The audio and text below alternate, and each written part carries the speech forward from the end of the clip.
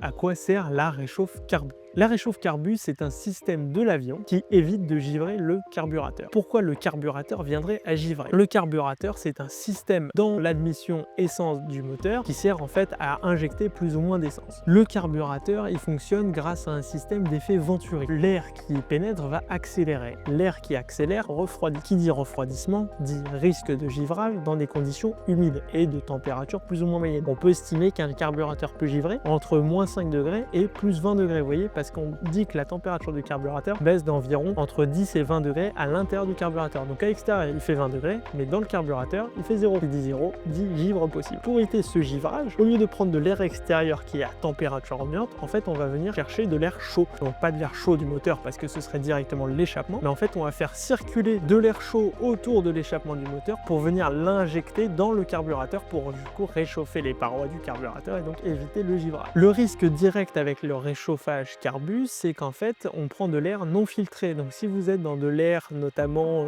sableux, le risque, c'est en fait d'amener toutes ces particules dans le moteur et finalement de risquer de l'asphyxier et d'animer vos cylindres de moteur avec des particules d'air qui sont finalement pas propres. Donc c'est à garder en tête et c'est pour ça que dans la checklist après atterrissage, parce que dès qu'on réduit, on met la réchauffe justement, parce que le givrage carbu apparaît à faible régime. Justement, plus vous avez de débit, il n'y a pas de grand risque de givrage. Néanmoins, quand vous réduisez le régime, vous réduisez le débit d'air et de carburant et c'est dans ces cas-là où il y a un risque de givrage. Dans ces cas-là, on dira réduction, réchauffe. On va tirer la petite tirette et on réduit dans un second temps. Comme c'est de l'air chaud, vous allez perdre de la puissance. Donc quand vous remettez les gaz, vous enlevez la réchauffe. Quand vous vous redécollez, vous enlevez la réchauffe. Et à l'issue de l'atterrissage, justement pour éviter de choper toutes ces petites particules d'air non filtrées, on va enlever la réchauffe pour au sol reprendre de l'air filtré. Et maintenant, vous savez